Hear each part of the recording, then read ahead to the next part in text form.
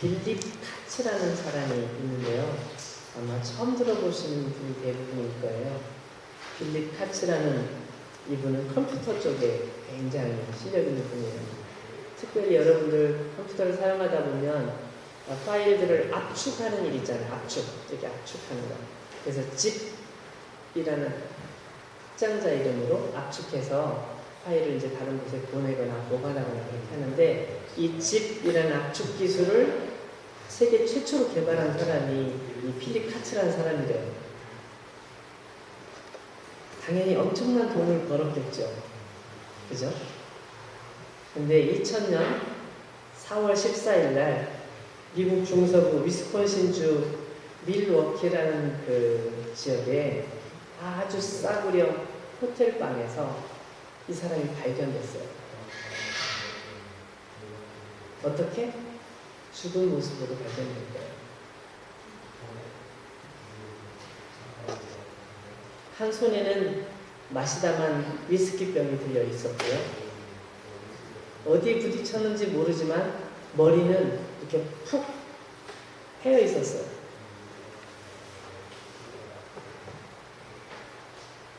한때는 정말 백만장자, 정말 돈을 많이 버는, 정말 돈을 많이 버는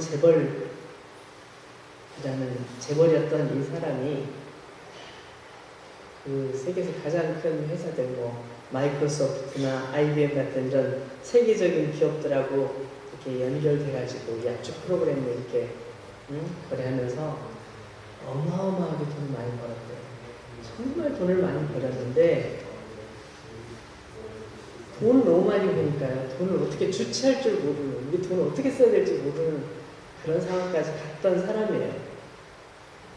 그러니까 막 매스컴에서는 이런 사람들 이름이 계속 오르라는 얘기를 하잖아요.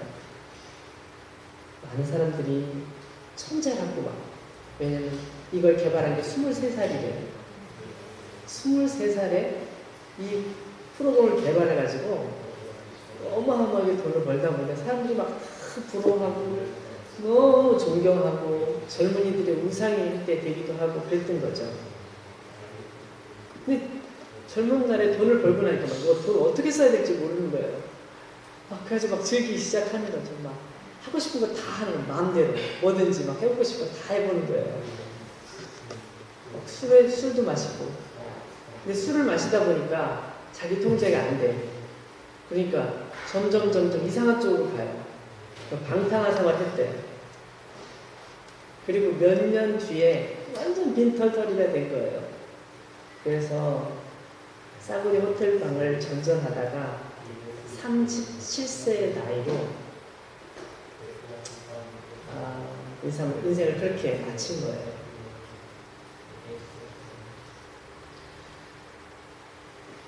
여러분에게 한번 질문하고 싶어요. 여러분이 원하는 가장 행복한 삶이란 어떤 삶일까요? 각자 행복한 삶에 대한 그림이 있잖아요. 난 이렇게 살면 행복할 거야. 정말 행복한 삶이란 어떤 걸까요? 돈을 많이 버는 거. 그럴 수도 있고. 아니면 사람들이 굉장히 인정해주고 막 사람들이 최고라고 말해주는 소리를 늘 들으면서 사는 거. 그것도 한번 들어보고 싶어요. 그쵸? 그거 한 번씩 들어보고 싶잖아요. 이번에 축구가 끝났는데, 어젠가요? 축구 끝났는데 어떤 분은 그 대형 마트에서 막 춤추듯이 이렇게 움직이는 사람이 있더라고요. 누구라고 말하지 않겠지만. 그래서 근데 사람들이 막 그렇게 우승하니까 사람들이 엄청 칭찬해 주잖아요. 그런 칭찬도 들어보면 참 좋겠죠. 여러분, 우리가 하나님 앞에 섰을 때 우리 자신이 가장 행복한 모습은 어떤 모습일까요? 그걸 생각해 봤으면 좋겠어요. 하나님께서는 안타깝게도 여기 나와 있는 내용이 좀 안타까운 내용이에요. 하나님께서 이스라엘 백성들이 하나님을 자꾸 떠나서 자꾸 나쁜 길로 가니까 하나님께서 그들을 자꾸 꾸짖으세요. 혼내세요. 막 꾸짖으셔가지고 벌을 내리시고 그들이 자기 자신의 잘못을 깨닫도록 여러분 무슨 불행한 일이 생기면 그때 그렇게 깜짝 놀라면서 내가 하나님께 무슨 잘못한 일이 있나? 내가 뭐 죄를 졌나? 이렇게 생각하잖아요. 이스라엘 사람들이 하나님께 벌을 받고 나서 내가 뭘 잘못했을까 깨닫고 돌아올 것을 생각하시면서 하나님께서 그들을 혼내신 적이 있어요. 막 혼내셨어요. 근데 혼내셨는데 그러면서도 너희들은 반드시 다시 돌아올 거야. 나에게로 돌아올 거야. 라고 말씀하시죠. 근데 그들이 그런 상황 속에서 하나님께로 다시 돌아가려고 애를 쓰는 것이 아니라 관심이 없어요. 하나님, 제가 그렇게 힘들 때 왜 안 도와주셨어요? 하나님 정말 계신 거 맞아요? 안 도와주시대요.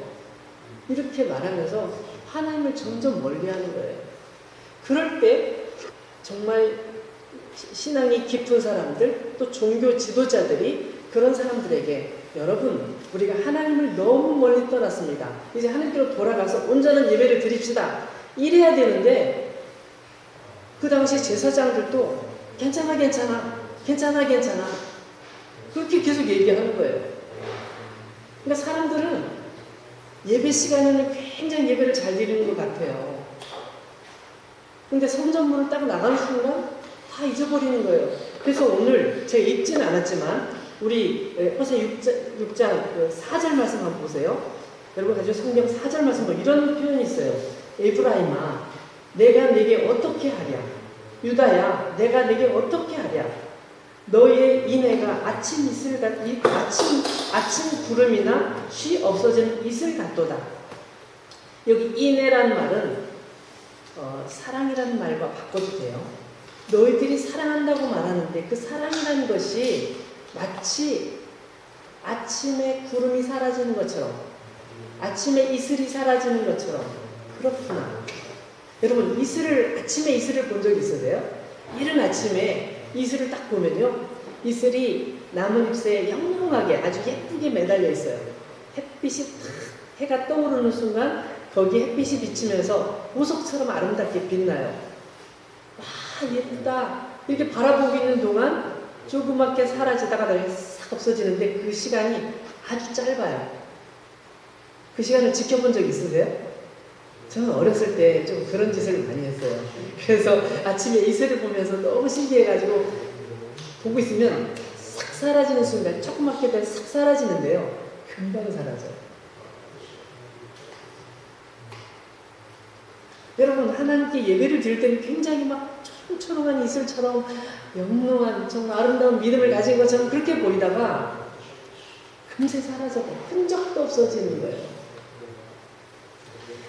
그래서 얘들아, 너희가 가지고 있던 그 사랑이 아침 이슬 같구나. 아침에 구름이 사라지는 것처럼 슉 사라져 버리는구나. 6절 말씀 보실까요? 6절 말씀에 이렇게 나와 있죠. 나는 인애를 원하고 제사를 원하지 아니하며 번제보다 하나님을 아는 것을 원한다. 나는 정말 너희들이 나를 사랑하는 것을 원하고 형식적인 제사, 형식적인 예배, 아무 마음에 생각도 없는 예배, 난 그런 거 원하지 않아. 너희들이 매번 예배 드린다고 하지만 진실함이 없구나. 그게 무슨 의미가 있겠니? 내가 내 마음을 아는데 너의 마음속에 진짜의 사랑이 없구나. 나는 인애를 원하고 제사를 원하지 않는다. 번제보다도 예배보다도 하나님을 아는 것을 원한다.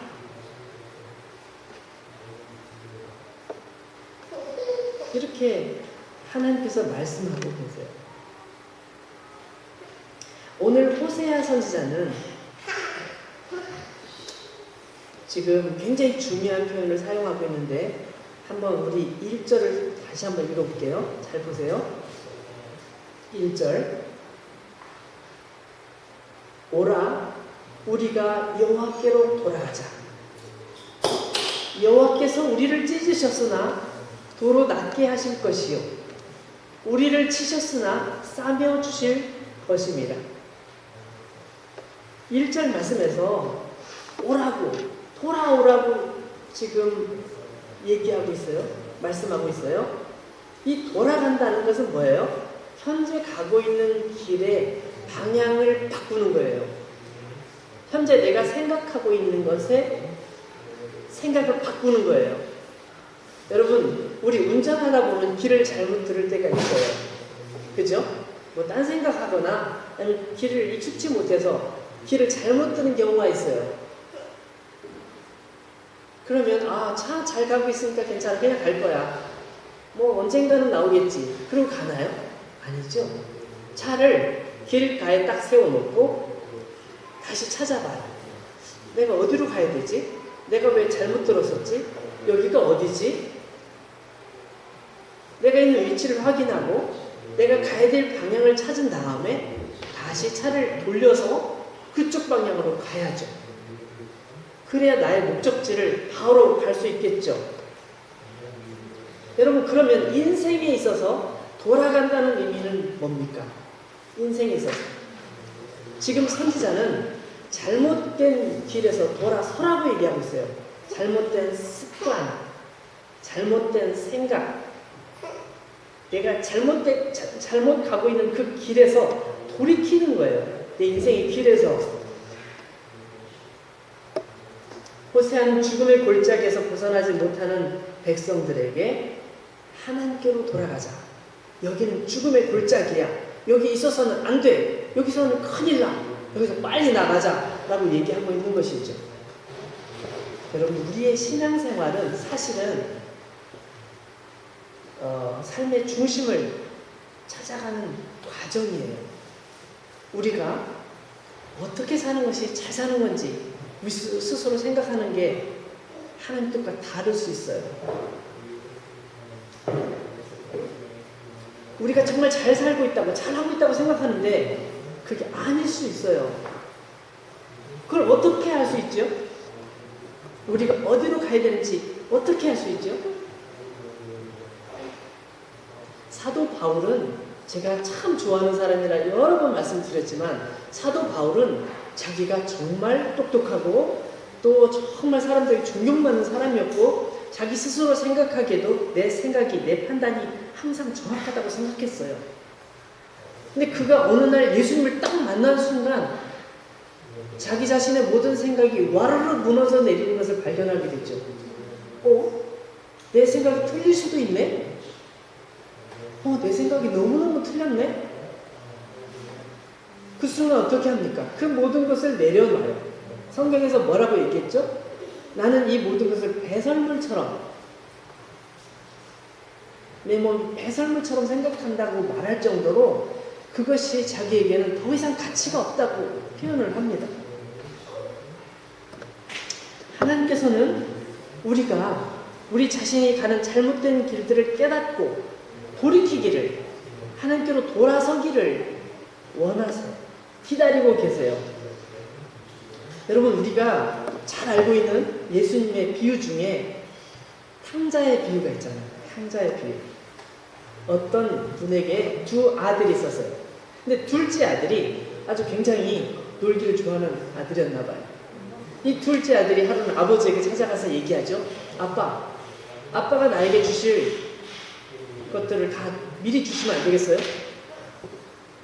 아빠가 돌아가시지도 않았는데 아빠에게 유산을 미리 달라고 얘기하는 거예요. 여러분 같으면 어떨까요? 이런 괘씸한, 혼냈을지도 모르겠어요. 근데 이 아빠는 아주 좋은 분이셨나 봐요. 그 재산을 나눠서 두 아들에게 나눠줘요. 둘째 아들은 이걸 탁 받아가지고 어떻게 해요? 고맙습니다. 이걸 잘 사용해서 제가 잘 관리해보겠습니다. 이럴 줄 알았는데 그게 아니고 다 팔아가지고 재산을 다 정리한 다음에 아빠로부터 먼 곳으로 떠나죠. 먼 나라로. 아빠가 더 이상 알지 못하는 곳으로, 먼 곳으로 떠나요.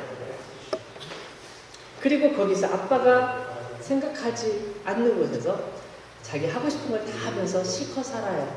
모든 재산이 금방 바닥이 나죠. 모든 재산이 다 없어졌어요. 자기 마음대로 방탕하게 모든 것을 즐기면서 살다가 모든 재산이 다 떨어졌는데 어떻게 취직이라도 해봐야지 생각하는 순간 이상하게 공교롭게 그때 거기에 큰 가뭄이 들어서 너무너무 살기 힘들거든요. 취직도 안 돼요.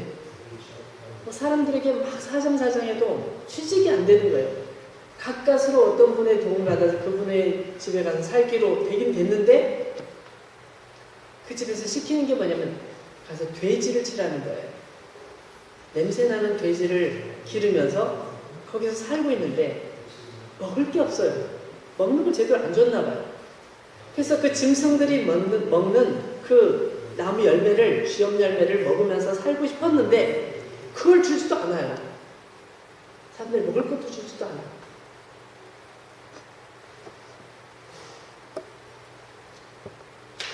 이런 상황에서 정말 절망적인 상황에서 하루 이틀 세월을 보내면서 어느 날 생각을 하죠.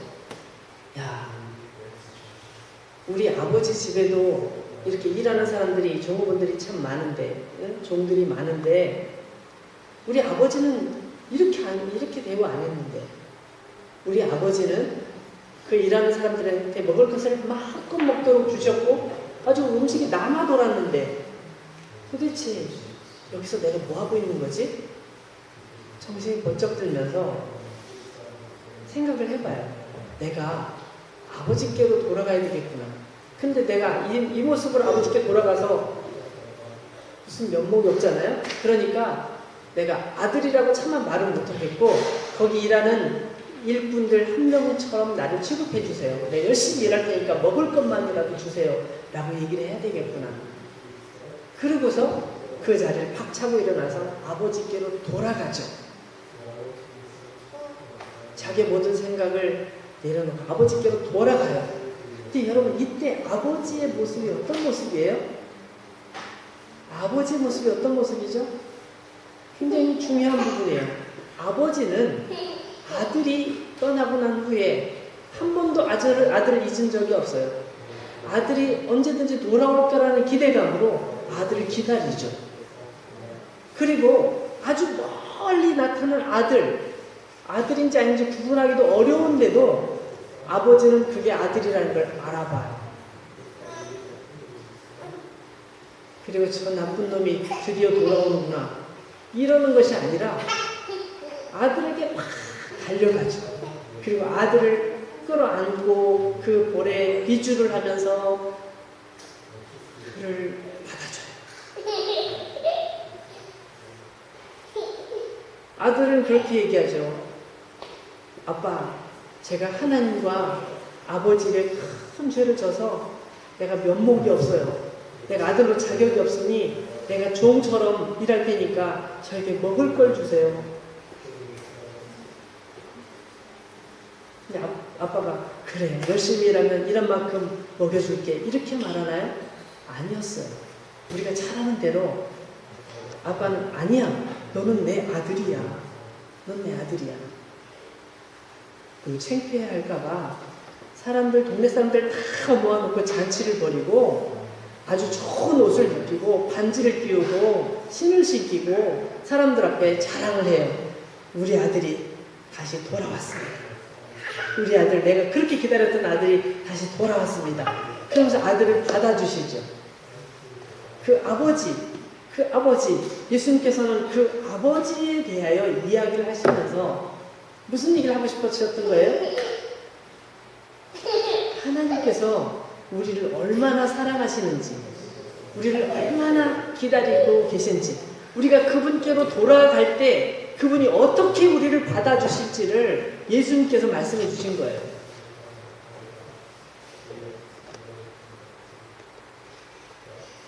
아버지가 돌아오는 아들의 모습을 바라보면서 얼마나 마음이 힘들었을까요? 미워서 힘든 것이 아니라 너무 안타까워서 내 사랑하는 아들이 저 지경이 될 때까지 고생을 했겠구나, 힘들었겠구나, 내가 아니면 누가 저를 위로해 줄까, 그러면서 그를 품에 안고 그를 위로해 주시죠.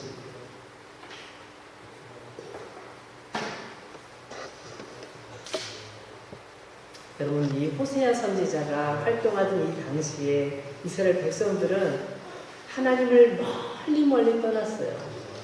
그 1절에도 나와 있지만 정말 엄청난 고난을 받아야만 했습니다. 하나님께서는 그들을 깨닫게 하기 위해서 백성들의 삶 속에 굉장히 힘든 일들을 발생하게 하시고 이방의 포로로 끌려가기도 하시고 굉장히 힘든 시간들을 보내게 하셨어요. 그러나 사람들은 여전히 하나님을 오해해요. 오늘날도 많은 사람들이 하나님을 오해해요. 하나님은 나를 미워하실 거야. 하나님은 나를 버리셨을 거야. 하나님은 나를 사랑하지 않으실 거야 라고 계속 오해합니다. 여러분, 우리는 하나님의 사랑을 받는 존재예요. 하나님께로 돌아가면 언제든지 받아주시는 그런 하나님 계시다는 걸 우리는 기억해야 돼요. 그래서 호세아 선지자는 그런 사람들에게 아니야, 우리가 지금 하나님께로 돌아가야 해. 지금 잘못을 인정하고 하나님께로 돌아가야 돼. 이 길은 잘못된 길이 분명해.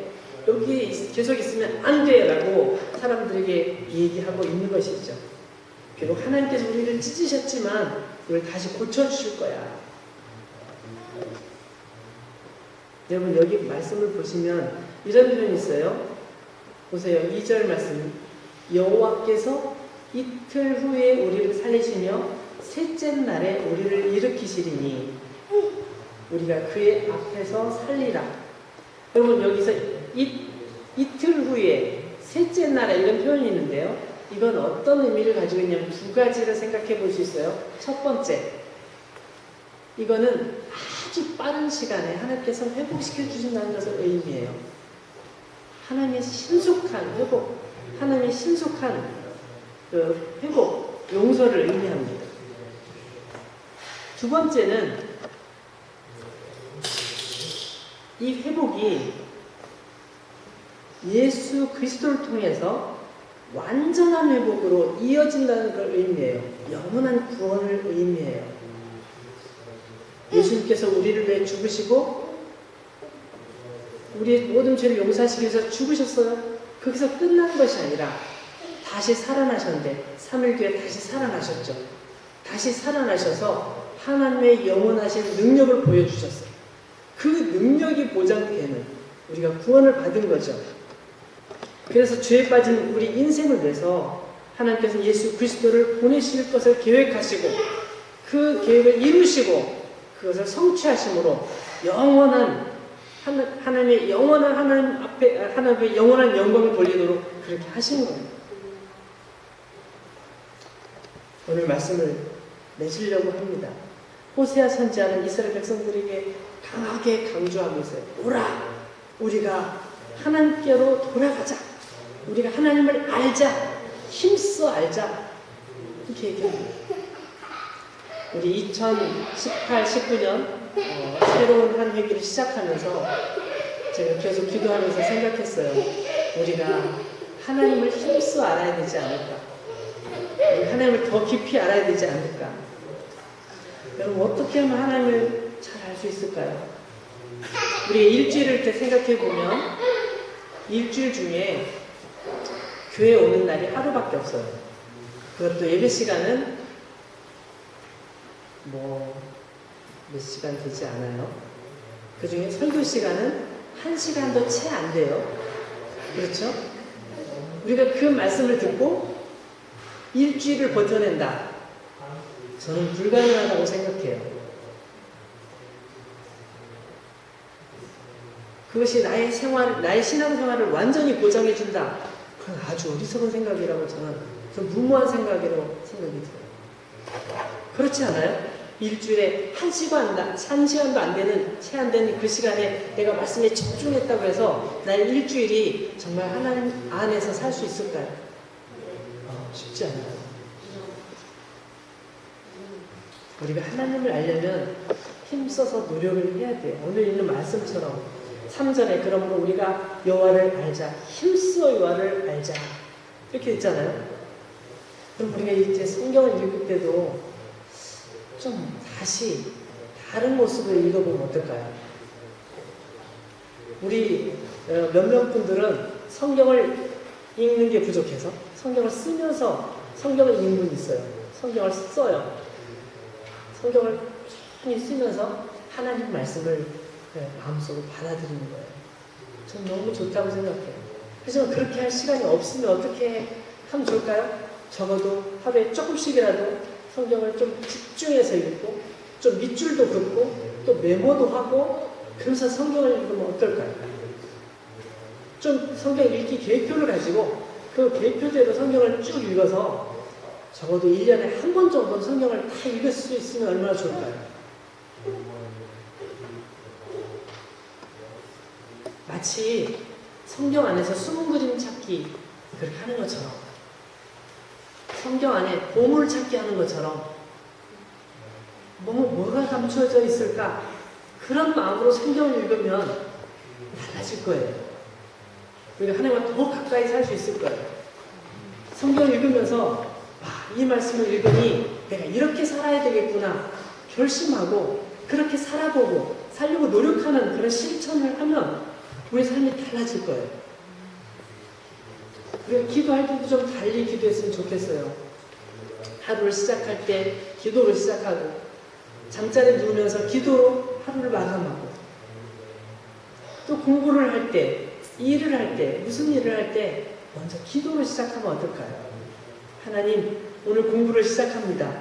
지금부터 1시간 반 동안 이 자리에서 공부를 할 건데 오직 공부에 집중할 수 있도록 도와주세요.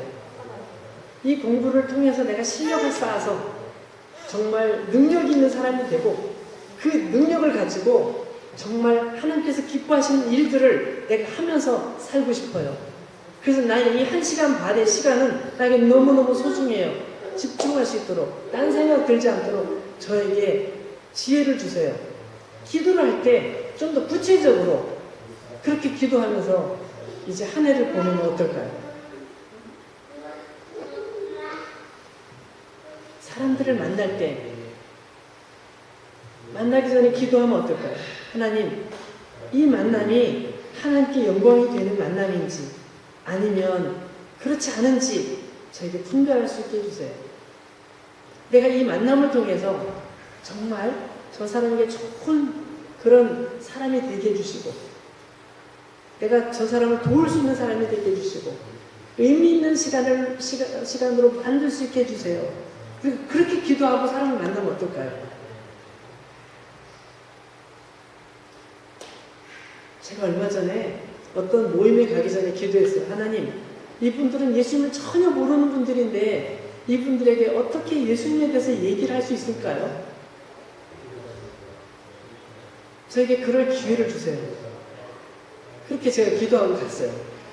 근데 같이 모임을 하고 있는데 갑자기 먼저 얘기를 꺼내시는 거예요.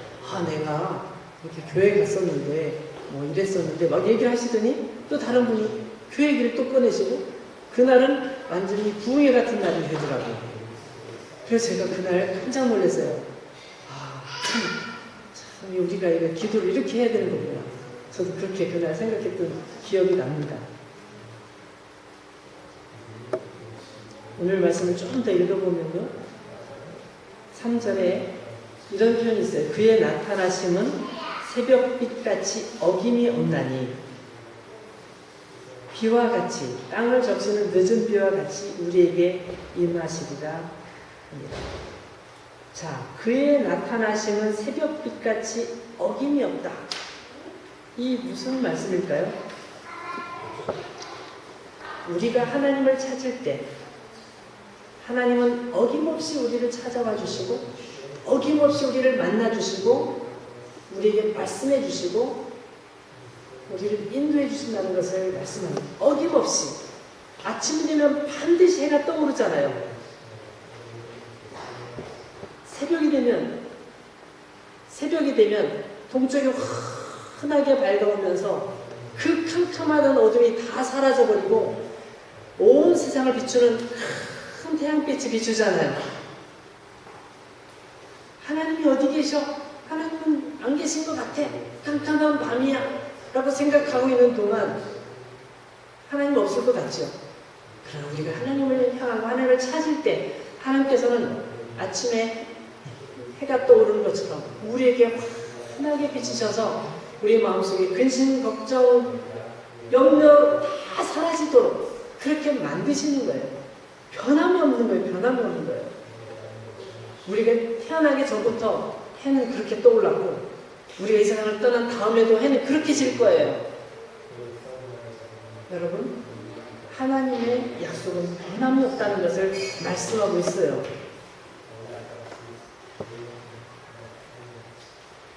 그리고 땅을 적시는 늦은 비와 같이 땅을 적시는 늦은 비와 같이, 이건 뭘까요?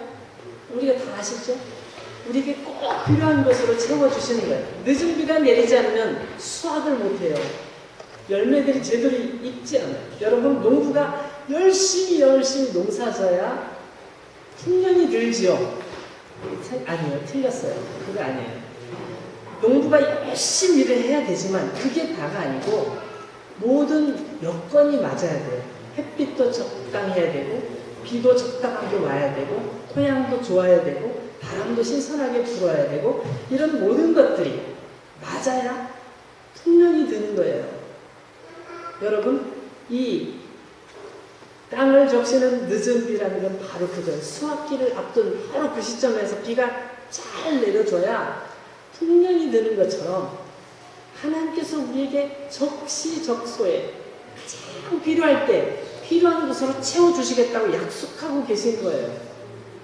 저와 여러분들이 이런 늦은 비를 맞으면서 축복된 삶으로, 영광의 삶으로 살아야 되지 않겠습니까? 여러분, 뉴턴이 노년에 치매에 걸렸어요. 다 잊어버린 거예요. 과거의 그 업적들, 실력들 다 잊어버려가지고 아는 게 없어요. 그러니까 제자들이 너무너무 답답해가지고 뉴턴에게 물어봤대요. 아니, 선생님 도대체 이제 알고 계신 게 뭐예요? 도대체 이제 아는 게 하나도 없으신데 뭘 알고 계세요? 했더니 제가 아는 건 딱 두 가지 있습니다. 첫째, 내가 죄인인 걸 내가 알고 있습니다. 그리고 둘째, 죄인인 나를 구원하신 예수님이 나의 구주시라는 것, 내가 다른 건 몰라도 이 두 가지는 압니다. 뉴턴이 그렇게 얘기를 했대요.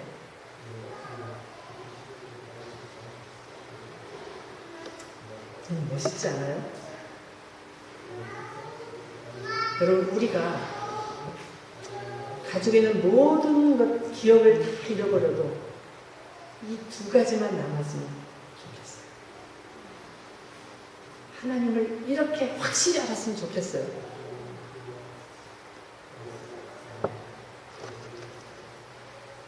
가을의 길목에서 이제 하나님을 아는 일에 더욱 힘쓰는 우리 모두가 되길 원해서 오늘 이 말씀을 함께 나눴습니다. 같이 기도합시다.